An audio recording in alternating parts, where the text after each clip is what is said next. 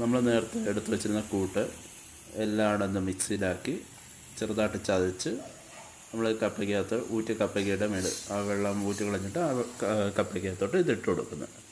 ഇനി നമ്മളിത് നല്ല രീതിയിൽ മിക്സാക്കണം. പറഞ്ഞ് ഈ മഞ്ഞൾ, തേങ്ങ, നമ്മുടെ പച്ചമുളകിൻ്റെയും പിന്നെ നമ്മുടെ വെളുത്തുള്ളിയുടെയും ജീരകത്തിൻ്റെയും എല്ലാം ഇതിനകത്ത് മിക്സാകാൻ വേണ്ടി നല്ല രീതിയിൽ ഇളക്കി കൊടുക്കണം. എല്ലായിടത്തും ആവണമല്ലോ, ഉപ്പും എല്ലാം എല്ലായിടത്തും ആവാൻ വേണ്ടി നല്ല രീതിയിൽ മിക്സ് ചെയ്യുക. തിരിച്ചും മറിച്ചും എല്ലാം നല്ല രീതിയിൽ മിക്സ് ചെയ്തെടുക്കുക.